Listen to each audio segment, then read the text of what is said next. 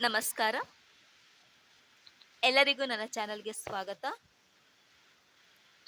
ತಂಪಾದ ವಾತಾವರಣ, ಚುಮು ಚುಮು ಮಳೆ, ಕೈಯಲ್ಲಿ ಒಂದು ಕಪ್ ಮಸಾಲ ಟೀ. ಇದಕ್ಕಿಂತ ಬೆಸ್ಟ್ ಕಾಂಬಿನೇಷನ್ ಇನ್ನೊಂದಿಲ್ಲ ಅಲ್ವಾ? ಇವತ್ತು ತುಂಬ ಆರೋಮ್ಯಾಟಿಕ್ ಆ್ಯಂಡ್ ಟೇಸ್ಟಿ ಆಗಿರುವ ಮಸಾಲ ಟೀ ಮಾಡುವ ಸುಲಭ ವಿಧಾನವನ್ನು ನೋಡೋಣ. ಮೊದಲು ಕುಟಾಣಿಗೆ ಸ್ವಲ್ಪ ಫ್ರೆಶ್ ಆಗಿರುವ ಶುಂಠಿಯನ್ನು ಸೇರಿಸಿ ಚೆನ್ನಾಗಿ ಜಜ್ಜಿಕೊಳ್ಳೋಣ. ನಂತರ ಇದಕ್ಕೆ 5ರಿಂದ 6 ಕಾಳುಮೆಣಸನ್ನು ಸೇರಿಸ್ತಾ ಇದ್ದೇನೆ.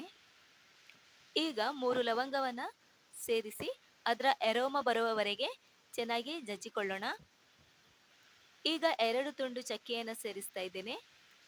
ಕೊನೆಗೆ 3 ತುಳಸಿ ಎಲೆಯನ್ನು ಸೇರಿಸಿ ಎಲ್ಲವೂ ಒಂದಕ್ಕೊಂದು ಚೆನ್ನಾಗಿ ಬೆರೆಯುವಂತೆ ಮತ್ತೊಮ್ಮೆ ಜಜ್ಜಿಕೊಳ್ಳೋಣ. ಈ ರೀತಿ ಜಜ್ಜಿ ತಯಾರಿಸಿದ ಈ ಮಸಾಲೆಯಿಂದ ನಮ್ಮ ಟೀ ತುಂಬ ಅರೋಮೆಟಿಕ್ ಆಗಿ ರುಚಿಯಾಗಿರುತ್ತೆ. ಈಗ ಈ ಮಸಾಲೆಯನ್ನು ಒಂದು ಪ್ಲೇಟ್ಗೆ ತೆಗೆದಿಡ್ತಾ ಇದ್ದೇನೆ. ಈಗ ಒಂದು ಪಾತ್ರೆಯಲ್ಲಿ 2 ಲೋಟದಷ್ಟು ನೀರನ್ನು ನಾರ್ಮಲ್ ಫ್ಲೇಮಲ್ಲಿ ಕುದಿಯಲು ಇಟ್ಟಿದ್ದೇನೆ.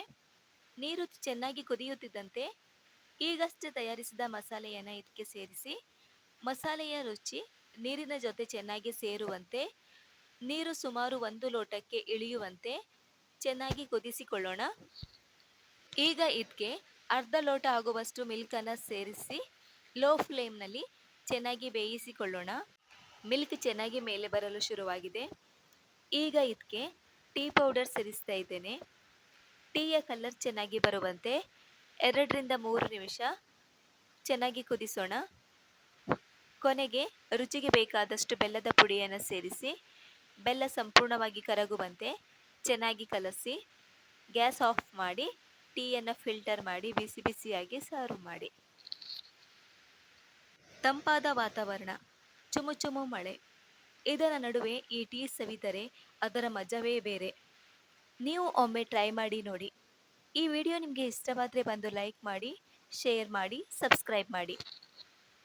ಮುಂದಿನ ವಿಡಿಯೋದಲ್ಲಿ ಇನ್ನೊಂದು ರೆಸಿಪಿಯೊಂದಿಗೆ ಮತ್ತೆ ಭೇಟಿಯಾಗೋಣ. ಅಲ್ಲಿ ತನಕ ನಮಸ್ಕಾರ.